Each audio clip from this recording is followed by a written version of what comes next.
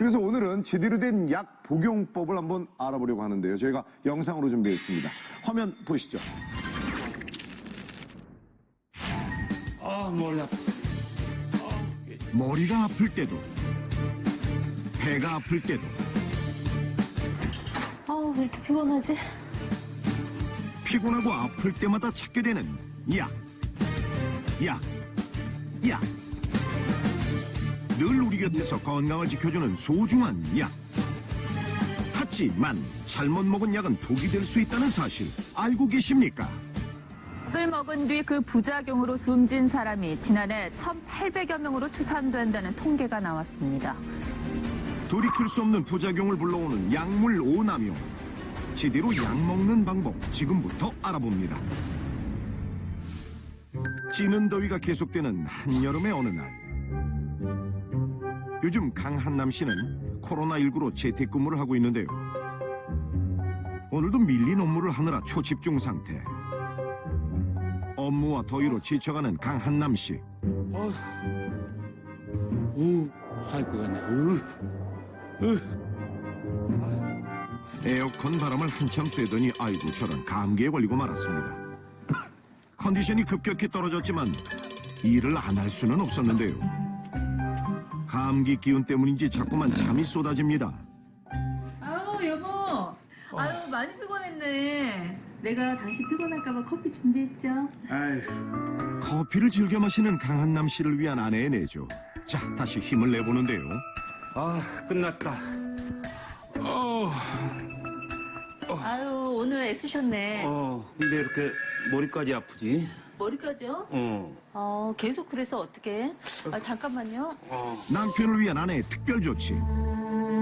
여보, 이거 비타민하고 두통약하고 감기약이거든. 이거 먹고 자면 좀 가벼워질 것 같아. 고마워.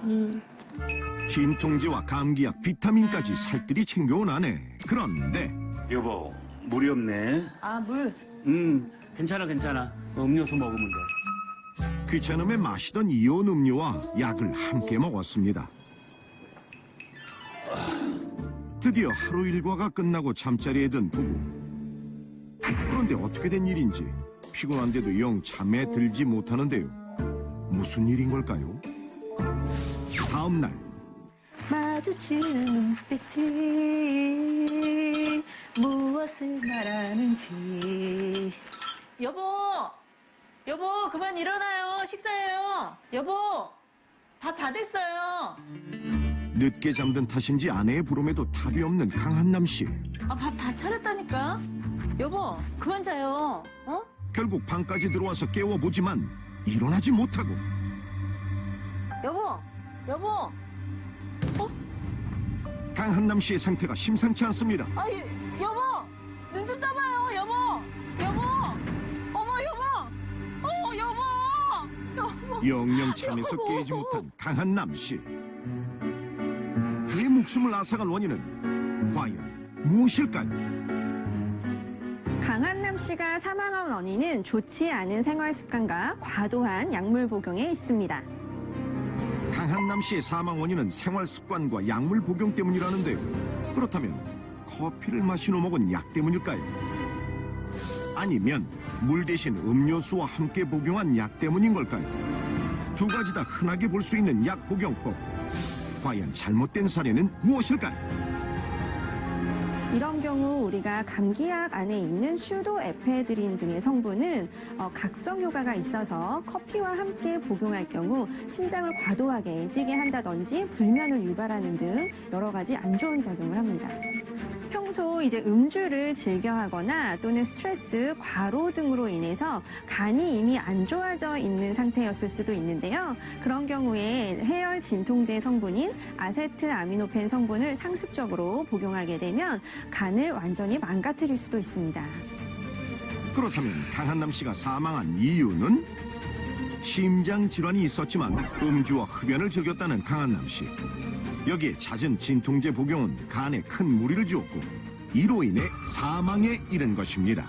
이온 음료나 우유, 주스 등의 몸에 좋은 그런 음료 등은 약과 함께 복용해도 되지 않을까 이런 착각들을 많이 하시는데요. 이것 또한 약물의 흡수를 방해하거나 약효에 지장을 주기 때문에 좋지 않습니다. 자, 이번엔 만성 변비에 시달리고 있는 안시원 씨와 만성 피로에 시달리는 안아픔 씨의 약 복용법을 살펴볼까요? 먼저 안아픔 씨의 사연입니다. 지방으로 출장을 다녀온 안아픔 씨. 저롱아. 어휴, 아빠 피곤해. 잘 놀았어? 이리 와. 집에 오자마자 반려견과 함께 지친 몸과 마음을 달래는데요. 옷 갈아입는 것도 이전 채 우선 소파에 기대 눕습니다. 잦은 출장과 야근으로 지칠 대로 지친 안아픔 씨. 오늘따라 더 피곤한 듯한데요.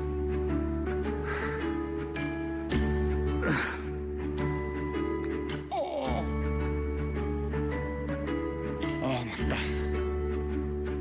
약 안 먹었네. 비타민 먹어야지. 안아픔 씨가 건강을 위해 매일 챙겨 먹는 건 바로 비타민 C. 피로를 푸는 데는 비타민만한 게 없죠. 약을 먹고 나서는 씻어야 되는데. 나도 모르겠다.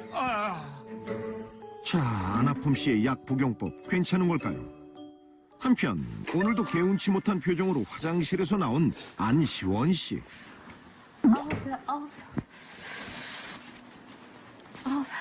여보, 나 오늘도 실패했어. 너무 힘들어. 어휴, 그렇게 변비가 심해서 어떡해.